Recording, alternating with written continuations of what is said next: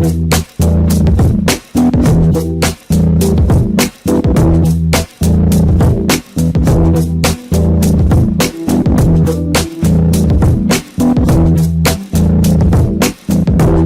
bạn hãy nhấn like và share ở đây và nhấn đăng ký kênh để nhận thông báo mới nhất từ kênh nhé. Manu đã có khởi đầu không thể tưng bừng hơn cùng huấn luyện viên mới Solskjaer. Trong hai trận mà vị huấn luyện viên người Na Uy dẫn dắt, MU đều giành chiến thắng trước Cardiff và Huddersfield Town. Chính vì thế, cổ động viên MU đều hy vọng Paul Pogba và các đồng đội sẽ tiếp tục nối dài mạch thắng lên con số 3 khi đối thủ ngày hôm nay chỉ là Bournemouth. Từ sau trận thua ngược United ở lượt đi hồi tháng 11, đội bóng của Eddie Howe đã trở dốc không phanh. 10 trận gần đây đội để thua tới 8. Ngoài ra còn yếu tố Old Trafford, ở đó Cherry chưa từng thắng được MU, thua 6 và hòa 1, chỉ ghi được có 2 bàn. Do đó, Bournemouth chủ động thi đấu với đội hình thấp ngay sau tiếng còi khai cuộc. Tuy vậy, những nỗ lực của Bournemouth chỉ giúp họ giữ sạch được mảnh lưới đến phút thứ 5. Từ hành lang phải, trung phong Rashford đã đi bóng khéo léo qua Eke và Rico trước khi căng ngang cho Pogba đệm bóng, mở tỷ số cho MU. Thời gian tiếp theo, MU tiếp tục chủ động dâng cao, còn Bournemouth vẫn chỉ biết chơi phòng ngự và thỉnh thoảng có một vài pha phản công nhưng không uy hiếp được De Gea. Pha bóng đáng chú ý nhất của Bournemouth đến từ tình huống cố định. Phút thứ 26, Bournemouth suýt chút nữa có bàn gỡ hòa 1-1 sau cú đánh đầu rất nhanh của Ake. Bóng đi qua chân một cầu thủ MU, nhưng cái vai De Gea đã cứu đội chủ nhà khỏi một bàn thua trông thấy. Ngay khi Ake không thể ghi bàn, MU đã có lần thứ 2 buộc Begovic phải vào lưới nhận bóng. Phút thứ 34, xuất phát từ pha chuyền bóng tốt bên cánh phải của Ander Herrera, Pogba băng vào đánh đầu dũng mãnh, nâng tỷ số lên 2-0 cho MU. Ở phút thi đấu cuối cùng của hiệp 1, Rashford dễ dàng ghi bàn từ cự ly gần sau cú vẩy má kỹ thuật của Martial đến từ cánh phải, 3-0 cho đội chủ nhà. Và tưởng như hiệp đấu này sẽ kết thúc với cách biệt trên, thì Ake đã bật cao đánh đầu, rút ngắn tỷ số xuống còn 1-3 cho Bournemouth. Bước sang hiệp 2, MU chủ động cầm bóng và hạn chế những pha áp sát vào môn De Gea của Bournemouth. Phút thứ 66, Rashford trước khi phải rời sân nhường chỗ cho Lukaku có cơ hội lập cú đúp ở trận này, nhưng pha lao ra rất nhanh của Begovic đã khiến cho cầu thủ mang áo số 10 này không thể dứt điểm thành công. Phút thứ 70, Solskjaer tung Lukaku vào sân và chỉ 2 phút sau, tiền đạo người Bỉ đền đáp niềm tin của người thầy mới bằng tình huống thoát xuống ghi bàn trong tư thế việt vị để gia tăng cách biệt cho MU lên thành 4-1. Trước đấy, người bạn thân của Lukaku là Pogba đang có pha kiến tạo rất tinh tế cho cựu cầu thủ Chelsea và Everton lập công. Đến phút thứ 75, Pogba suýt lập được cú hat-trick ở trận này khi phá dứt điểm của anh sau pha nhả bóng từ Lingard đi trúng cột dọc một cách đáng tiếc. Thời gian cuối hiệp 2, MU chỉ còn thi đấu với 10 người khi trung vệ Bailey bị truất quyền thi đấu ở phút thứ 79 sau pha vào bóng triệt hạ với Fraser. Ngay lập tức, huấn luyện viên Solskjaer buộc phải giúp Martial ra và thay bằng Fizon để giao cố hàng thủ. Bảo toàn được tỷ số 4-1 đến hết trận, MU có được 35 điểm sau 20 trận và vẫn xếp thứ 6 trên bảng xếp hạng Ngoại hạng Anh. Tuy nhiên, khoảng cách giữa MU với đội xếp thứ 5 là Arsenal bây giờ chỉ còn 3 điểm.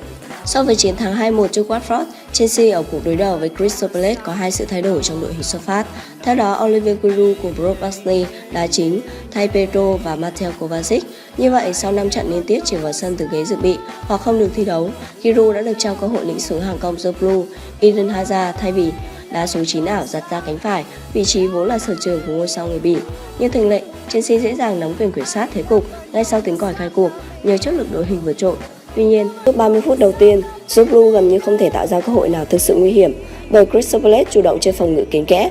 Giroud là cầu thủ nổi bật nhất trong quãng thời gian này với cú volley chéo góc đẹp mắt tung lưới chủ nhà vào phút thứ 28. Dù vậy, đáng tiếc bàn thắng không được công nhận vì chân sút người Pháp trước đó đã việt vị. Phải tới 15 phút cuối hiệp 1, Chelsea mới sở hữu những cơ hội ăn bàn rõ rệt. Đầu tiên ở phút thứ 35, Willian sút phạt từ khoảng cách chừng 23m, sau đáng tiếc bóng chạy mép ngoài của dọc khung thành Crystal Palace ra ngoài. Chỉ 1 phút sau, Willian buộc thủ thành Vincente Huerta phải bay người cứu thua sau cú ra chân uy lực bên ngoài vòng cấm. Và đến phút thứ 37, tới lượt Barkley bị thần may mắn ngoảnh mặt với tình huống móc bóng ngẫu hứng tìm trúng cột dọc. Sang hiệp 2, thế trận vẫn hoàn toàn thuộc về Chelsea và sau nhiều nỗ lực, cuối cùng The Blue cũng có được điều mình cần là bàn thắng. Phút thứ 51, David Luiz tung ra đường chuyền thiên tài cho Kante, xâm nhập vòng cấm. Sau một nhịp khống chế, cựu tiền vệ Leicester xoay người dứt điểm bằng chân trái, phá vỡ thế quân bình. Pha lập công của Kante giúp Chelsea dễ đá hơn hẳn, do Crystal Palace buộc phải dâng cao đội hình tìm kiếm bàn gỡ. Phút thứ 37, Giroud một lần nữa khiến mảnh lưới của đội chủ nhà rung lên sau cú sút quyết đoán trong vòng 16m50. Tuy nhiên cũng giống hiệp 1, nhà đương kim vô địch thế giới đã bị trọng tài tuyết còi vì lỗi việt vị. Ở khoảng 10 phút cuối, Crystal Palace vùng lên mạnh mẽ và buộc Chelsea phải co cụm phòng ngự. Dù vậy, với bản lĩnh của một đội bóng hàng đầu, The Blue đã hóa giải mọi đợt tấn công của đối thủ để bảo vệ chiến thắng 1-0 đầy mong manh. Thắng lợi quan trọng này giúp Chelsea giữ vững vị trí thứ tư với 43 điểm, kém đội đầu bảng Liverpool 11 điểm Cách biệt giữa The Blues và Man City đứng thứ 3 và Tottenham đứng thứ 2 giờ chỉ còn lần lượt là 1 và 2 điểm. Huấn luyện viên Ralf Rangnick đã gây bất ngờ khi tung ra sân đội hình xuất phát chỉ 24 tuổi 274 ngày trong cuộc tiếp đón nhà đương kim vô địch Man City. Đây là đội hình trẻ nhất của Southampton tại Premier League trong vòng 5 năm qua. Sự thiếu kinh nghiệm của chủ nhà nhanh chóng bộc lộ qua nối đá có phần ngây thơ và thiếu sự toán tính. Thay vì tập trung quân số bịt kín hai cánh như cách mà Crystal Palace và Leicester đã làm để khắc chế Man City ở các trận đấu gần đây, Southampton lại lựa chọn phương án đôi công với đối thủ mạnh hơn nhiều lần. Chính vì thế mà hàng thủ đội chủ nhà thường xuyên bị xé rách. Chỉ sau 10 phút, lưới của Southampton đã rung lên. Riyad Mahrez thoải mái phối hợp với Bernardo Silva bên cánh phải. Đường chuyền vào trung lộ của Bernardo Silva đã đưa một Silva khác là David Silva vào thế không thể ghi bàn. Lão tướng người Tây Ban Nha dễ dàng đưa bóng vào lưới khi khung thành đã mở toang. Sau bàn thắng mở tỷ số của Man City, Southampton càng trở nên rối loạn. Khung thành thủ môn Alex McCarthy liên tục bị oanh tạc. Hết Raheem Sterling lại đến Sergio Aguero có bóng ở vị trí thuận lợi và chỉ có may mắn mới giúp Southampton tránh được bàn thua trong các pha bóng này. Trong thế trận ép sân toàn diện đó, Man City bất ngờ phải nhận bàn thua. Một pha để mất bóng của Alexander Zinchenko ngay trước vòng cấm đã tạo điều kiện cho Pierre Højbjerg tung cú sút quyết đoán gỡ hòa 1-1. Nhưng khác với các trận đấu trước đó, Man City không còn rơi vào cảnh cầm vàng mà để vàng rơi. Dù thủ vẫn phá, nhưng hiệu quả làm việc của hàng công lại quá cao, đủ để bù đắp sai lầm cho tuyến dưới. Ngay trước khi bước vào giờ nghỉ, Man Xanh tận dụng sự non nớt của Southampton để ghi tiếp 2 bàn, trong đó có một đến từ pha phản lưới nhà của đối phương và sớm an bài cục diện. Trong cuộc, Man City đánh bại Southampton với tỷ số 3-1. Kết quả này giúp họ vươn lên vị trí thứ 2 trên bảng xếp hạng, đồng thời thắp lửa cho trận đáy chiến với Liverpool vào ngày 4 tháng 1 sắp tới. Man City hiện nay dù vẫn đang cách The Cop tới 7 điểm, nhưng ít ra họ đã thể hiện sự hồi phục. Trong chiến thắng Southampton đêm qua, các đường tấn công của Man City mang tính đột biến cao. Họ tìm lại được sự nhịp nhàng qua các pha ban bật, phối hợp tam giác. Aguero cũng đã ghi bàn trở lại sau thời gian dài tịt ngòi. Song quan trọng hơn cả là màn tái xuất ấn tượng của Fernandinho, sự xuất hiện của tiền vệ phòng ngự người Brazil đem đến sức sống mới cho tuyến giữa. Đấy là sự khởi sắc cần thiết để Man City có thể tự tin hướng tới trận đáy chiến với Liverpool vào ngày 4 tháng 1. Giờ đây, thầy trò Pep Guardiola đã khép lại năm 2018 bằng một chiến thắng. Điều đó ít nhiều đem tới tinh thần hưng phấn cho Man Xanh khi bước vào năm mới 2019. Ngay sau tiếng còi khai cuộc, Liverpool đã chủ động đẩy cao đội hình chơi pressing như thường lệ. Họ khiến các hậu vệ và thủ môn Arsenal thực sự gặp lúng túng trong việc triển khai bóng lên phía trên. Với thế trận như vậy, việc Jacob để Arsenal chọc thủng lưới trước có thể xem là một bất ngờ. Phút thứ 12, tức là chỉ 2 phút sau khi thử tài thủ môn Alisson bằng cú đá chân trái từ góc hẹp, tiền vệ Iwobi có đường căng ngang dọn cỗ từ cánh trái vào cho Martinelli xuất hiện kịp thời để bóng vào lưới trống.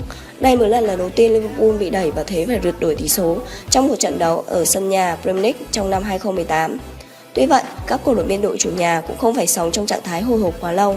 Phút thứ 15, sau một tình huống rối loạn của hàng thủ Arsenal, hậu vệ phá bóng vào lưới nhau, Firmino đã thoát xuống và dễ dàng đệm bóng vào khung thành đã bỏ trống, gỡ hòa cho Liverpool.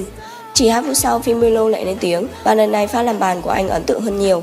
Có bóng cách khung thành Arsenal chừng 35m, tiền đạo này đột phá thẳng vào trung lộ, loại bỏ 2 cầu thủ đối phương trước khi đánh bại Nốt Leno bằng cú đá chìm hiểm hóc. Hưng phấn sau khi đảo ngược được tình thế, Liverpool càng đá càng thanh thoát, trong khi Arsenal tỏ ra choáng váng trước sức ép khủng khiếp của đội chủ nhà. Phút thứ 31, hy vọng kiếm điểm của pháo thủ gần như tan thành mây khói. Nhận đường chuyền dài vượt tuyến từ sân nhà, Salah ngay lập tức căng ngang từ cánh trái vào cho Mane, đệm lòng tung lưới đội khách nâng tỷ số lên 3-1. Ngay trước khi hiệp 1 kết thúc, chính Salah lại kiếm được cho Liverpool quả phạt đền. Từ cự ly 11m, anh sút bóng cực mạnh vào chính giữa khung thành, ghi bàn thắng thứ 4 cho đội chủ nhà, ngay cả khi thủ thành Neno đã chạm từ tay vào bóng.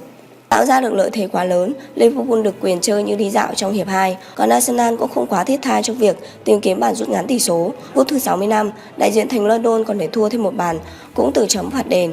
Lần này Kolasinac là tội đồ khi phạm lỗi với Lovren trong vòng cấm, qua đó tạo điều kiện cho Firmino trở thành cầu thủ Brazil thứ 3 sau Firmino và Afonso Alves lập được hat-trick ở giải Ngoại hạng Anh. Firmino quả là rất có duyên với mảnh lưới Arsenal khi đã chọc thủng lưới đội bóng này đến tới 8 lần. Ở giải Ngoại hạng Anh, chỉ có một cầu thủ Liverpool làm được hơn anh là cựu tiền đạo Robbie Fowler 9 bàn. Trong những phút còn lại, cả hai bên cũng tạo ra được một số cơ hội nhưng không có bàn thắng nào được ghi thêm.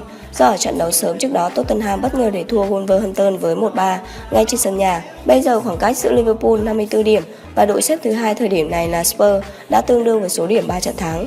Man City lúc này đang tụt xuống vị trí thứ 3 với 44 điểm nhưng thi đấu ít hơn một trận. Sớm nhận cú sốc khi để Arsenal mở tỷ số ngay trên sân nhà.